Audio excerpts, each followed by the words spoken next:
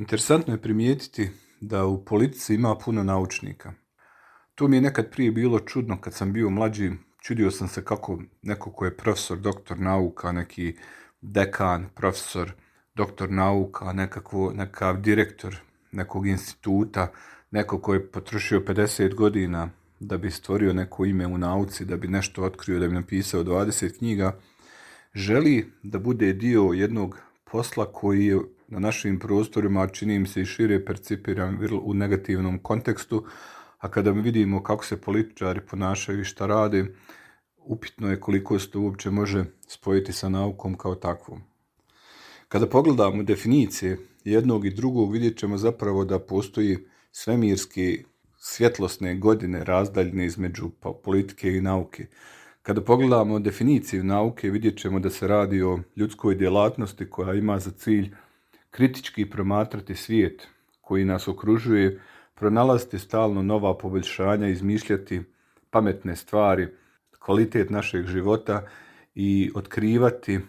stvari koje su nam prije bile nepoznate. To samo po sebi implicira da bi taj koji se time bavi trebao ispunjavati najmanje 2 kriterija.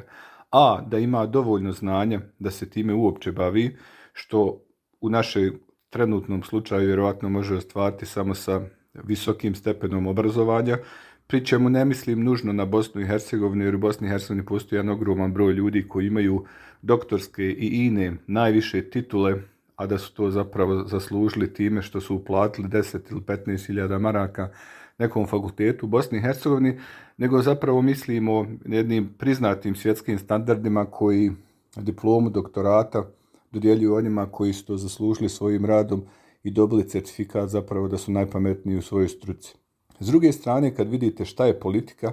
vidjet ćete da politiku definiramo još od grčkih vremena kao upravljanje društvom, kao umijeće mogućeg, kao ništa posebno radikalno, nužno, nego naprosto plovljenje u mutnim društvenim vodama u kojima se radi onako i kako se može najbolje isplatiti i opstati. Nužno povezano sa radom politike su političke stranke, naravno, i ako vidite udžbenike politologije koje se bave političkim strankama, vidjet ćete da se političke stranke definiraju kao udruženja građana i ljudi, gdje se ljudi udružuju kako bi ostvarili nekakve svoje ciljeve, promovirali vrijednosti i ostvarili nešto što ne mogu postvariti kao individue, u konačnici želeći da dođu na tron društvene vlasti, jer samo tako mogu u društvu provesti svoje zamisli i provesti svoje ideje koje ne mogu ostvariti ni na koji drugi način. Sada, kad pogledamo ove dvije stvari, postavlja se pitanje, meni ne, da li političar može biti naučnik, jer ja a priori ne mislim da političar može biti naučnik, reći ću poslije i zašto, ali meni kao naučniku se postavlja pitanje da li jedan naučnik može biti političar i da li želi uopće i zašto bi on želio biti političar. Zašto bi jedan naučnik, vrhunski neko ko je dosegao najveće vrhunce znanja u svojoj karijeri, u svom radu, u svojoj decenijama posvećenosti nekakvom znanju, želio da mu jedan sanitarni inspektor ili neobrazovani predsjednik njegove stranke govori šta će raditi u svom životu, ili zašto bi takav jedna osoba dozvolila da ga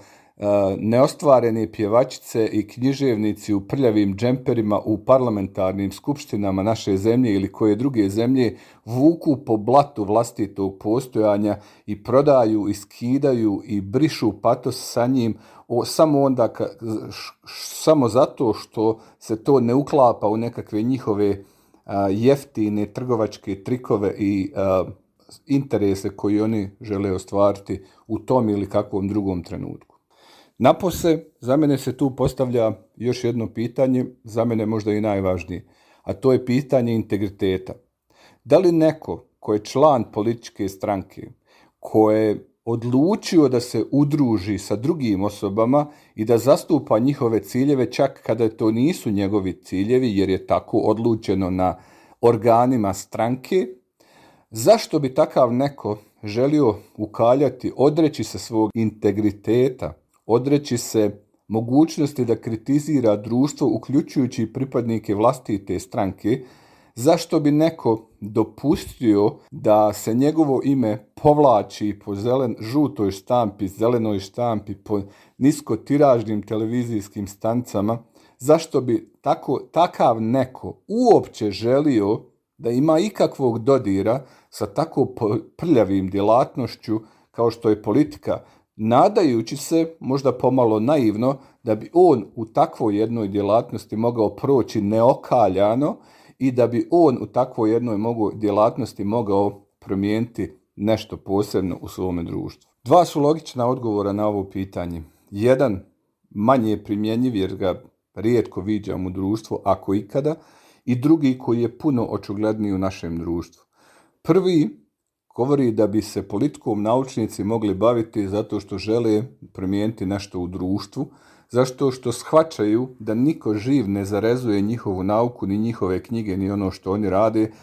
izuzev ako im stvarno treba, tako da za naučnike koji su tamo čamili u nekim laboratorijama i laboratorijski ispitivali nekakve viruse, niko nije obraćao pažnju dok nam nisu trebali da nam naprave vakcinu za COVID, i kad nam prođe njihova potreba za njima, on će se opet vratiti u svoje laboratorije i društvo opet neće obraćati pažnju na njih, pa oni shvate u jednom trenutku da mogu napraviti društvene promjene samo ako su upravljači društva i ako se nalaze na mjestu gdje se donose odluke. Ja uistinu rijetko, ne samo u našem društvu, nego i u drugim društvima viđam takve ljude i oni uglavnom neslavno završe zato što su njihovi ideali shvaćanja društva previše dobri i previše pitomi da bi bili umotani u kaljužu političkog djelovanja i partikularnih interesa koji obično vladaju u politici. Drugi, puno očigledniji razlog je radi vlastitog interesa. Dakle, jasno je da među 1000 bogataša i milijardera na svijetu vrlo vjerojatno ne postoji ni jedan naučnik, ili ako postoji eventualno koji. Naučnici obično ne zarađuju previše. Jedan šutač lopte sa 4 razreda osnovne škole će 1.000.000 puta više zaraditi od najboljeg profesora koji trenutno radi na Harvardu i predaje nekakve astrofizičke formule o tome kako se svjetlo skreće kroz crnu rupu. I u jednom trenutku, dakle, shvaćajući realnost našeg društvenog života, naučnici, a poglavito u društvima kao što je Bosna i Hercegovina, gdje se ni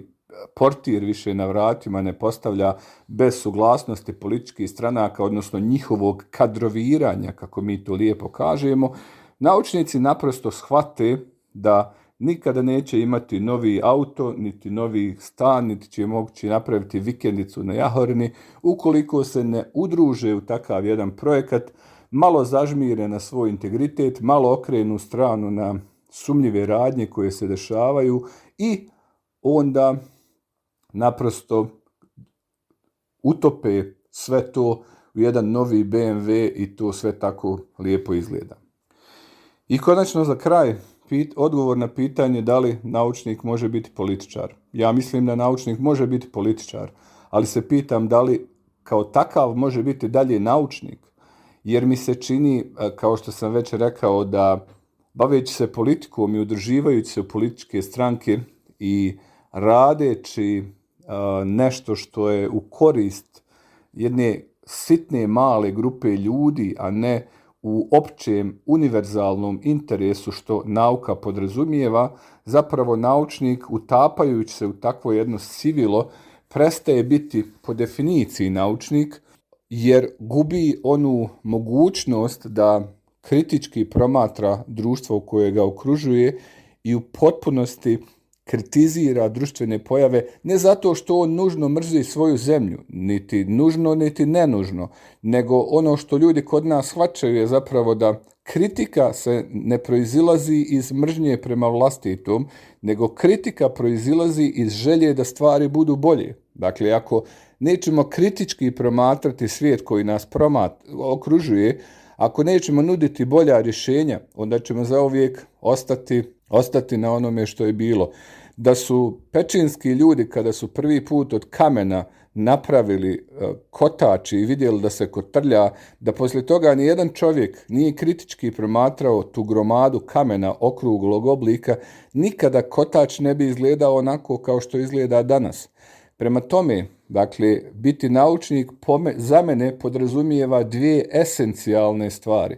Prvo, znanje u oblasti kojom se bavimo, koja god ona bila i kakva god ona bila, nemoguće je kritizirati stvari, niti promatrati društvene pojave, niti nuditi bolja rješenja, bez da je naše znanje takvo i toliko da o tome znamo sve ili gotovo sve. Jer uslijed nedostatka znanja ne možemo nuditi bolja rješenja za ono što promatramo i ono što postoji. I drugo, integritet, da to uvijek možemo učiniti, koji izgubimo onoga trenutka kada krenemo, zaustimo da kritiziramo svoje partijske kolege ili svog šefa stranke ili ne znam koga drugog i uslijed nedostatka integriteta i sjećanja da nam je taj stranka ili taj kolega su nas stavili u neki nadzorni odbor ili dali nam katedru na fakultetu ili zaposlili nekoga našeg ili nam dali povoljniji kredit,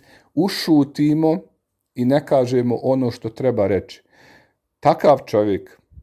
upitno je da li je naučnik. On je prije aparatčik sa znanjem. Na kraju, jedini mogući zaključak je sljedeći. Nauka naučnicima, politika političarima.